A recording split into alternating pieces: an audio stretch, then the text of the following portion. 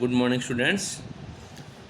आज जो टॉपिक अपन पढ़ेंगे उसमें से राजस्थान बोर्ड में हर साल एक क्वेश्चन जरूर आता है, यानी ऑर्डर ऑफ रिएक्शन और मोलिकुलरिटी के बारे में। ठीक है ना। तो ऑर्डर ऑफ रिएक्शन देखिए क्या है। The sum of the power of concentration of the reactants.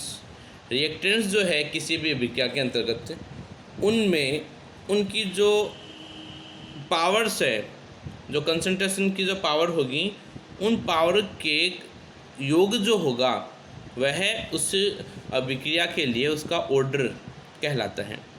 या अपन ये कह सकते हैं कि किसी भी प्रकार के रेट लॉ जो होगा, उस रेट लॉ के अंतर्गत जितने रिएक्टेंट्स के मॉलिक्यूल होंगे, अगर वो रिएक्टेंट के मॉलिक्यूल रेट ऑफ रिएक्शन को प्रभावित करेंगे, इन्फ्लुएंस करेंगे, तो वो जो संख्या होगी वह क्या कहलाती है, उसकी ऑर्डर कहलाती है। इसका मतलब हो गया कि रेट को जो प्रभावित करेगा, रेट को जो इफ़ेक्ट करेंगे रिएक्टेंट्स के मॉलिक्यूल, वह ही अभिक्रिया की एक्चुअल में ऑर्डर कहलाती है। जैसे अपने कोई रेट अभिक्रिया लिखी आर, रेट एक्सप्रेशन लिखा आर बराबर के ए की पावर ए और बी की पावर बी, तो ऑर्डर ऑफ रिएक्शन क्या होगी, घातांकों का योग, जो घात पावर जो है ए और बी को जोड़ दिया अपन ने, तो ऑर्डर ऑफ रिएक्शन क्या होगी, ए प्लस बी बराबर एन हो जाता है। ये एग्जाम्पल और देखो, आर बराबर के ए की पावर 1/2 बी की पावर 1/2, तो अपन पावर्स को जोड़ दें, एन बराबर 1/2 प्लस 1/2 बराबर 1 आ जाता है ये।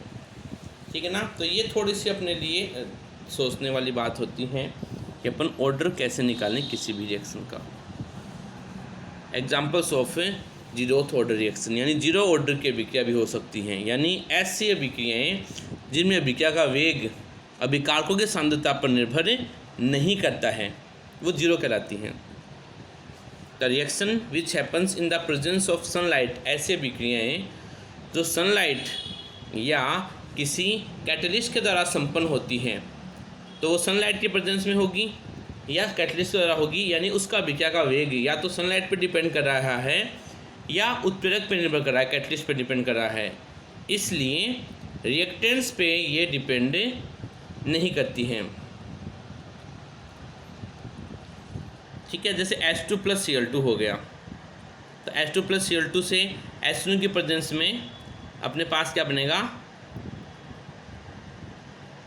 HCl बनेगा। तो ये एक प्रकार की जीरोथ ऑर्डर रिएक्शन हो जाएगी। N2 प्लस Thys2 Fe की प्रेजेंस में ट्वाइस NH3, तो ये dx/dt लिखें इसके लिए, तो K H2 की पावर 0 और Cl2 की पावर 0, मतलब 0 + 0 मतलब 0 हो गया।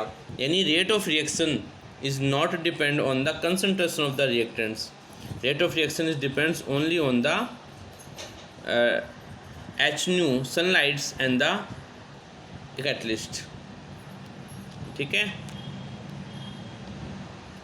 फर्स्ट ऑर्डर रिएक्शन देखिए क्या होगी, जैसे H2O2 है, H2 प्लस 1/2 O2, तो इसके लिए अपन अगर लिखें dx/dt, तो dx/dt बराबर के ब्रैकेट में क्या आ जाएगा, H2O2 की कंसंट्रेशन। ठीक है। इसी प्रकार रेडियो एक्टिव डीके, नाभिकीय क्षय जो होता है रेडियो एक्टिव का डीके, वह भी एक प्रकार की फर्स्ट ऑर्डर रिएक्शन ही राजस्थान बोर्ड में बहुत बार आया हुआ है। तो रेडियो एक्टिव डीके किस प्रकार की ऑर्डर की रिएक्शन होती है, तो ये फर्स्ट ऑर्डर रिएक्शन ही इम्पोर्टेड करना बहुत बार राजस्थान बोर्ड में आता है ये। सेकेंड ऑर्डर रिएक्शन, तो इसके लिए अगर हम लिखें तो dx/dt बराबर के और HI की पावर कितनी हो गई, 2। इसका मतलब पावर 2 है, तो मीन्स रिएक्शन कौन सी है, ये एक सेकेंड ऑर्डर रिएक्शन कहलाती है।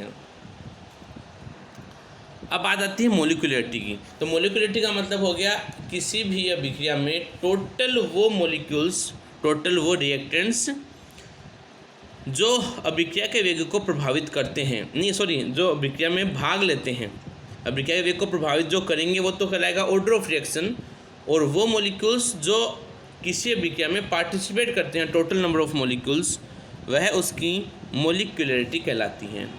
तो H2 प्लस Cl2 H2 की प्रेजेंस में ट्वाइस HCl बनता है, तो मोलिकुलरिटी 2 हो गई, order of reaction zeroth order हो जाता है ये। तो order of reaction is a practical value, ठीक है, जबकि molecularity is a theoretical value. Molecularity is always on exact number, molecularity हमेशा एग्जैक्ट नंबर में आती है, जबकि ऑर्डर ऑफ रिएक्शन में भी जीरो, यह जीरो भी हो सकती है, ये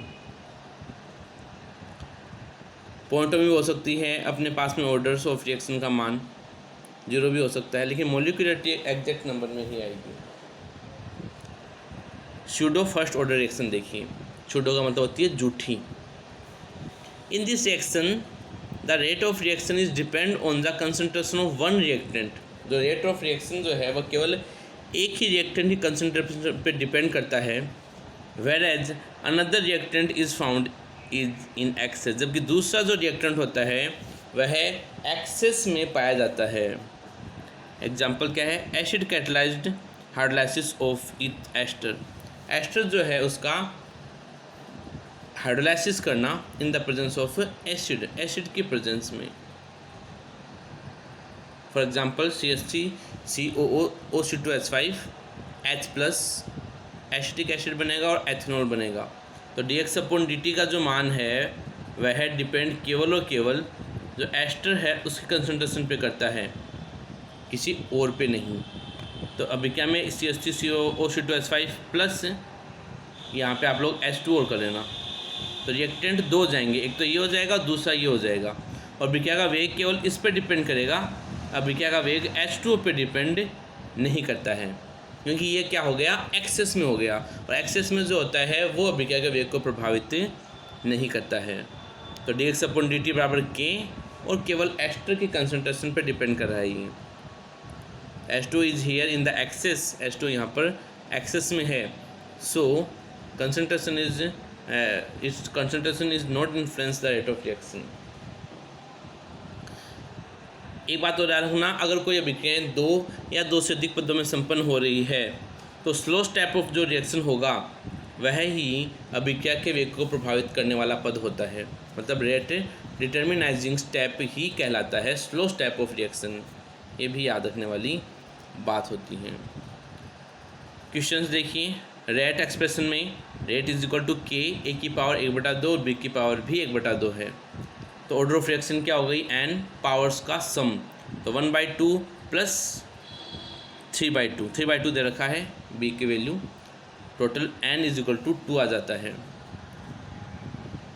ठीक है, अगर आपके पास में K का मान दे रखा है 2.3 × 10⁻⁵ litre mole inverse second inverse, तो ऑर्डर पूछा है, तो आपको K की यूनिट के आधार पे पता लगाना है कि ऑर्डर क्या होगी।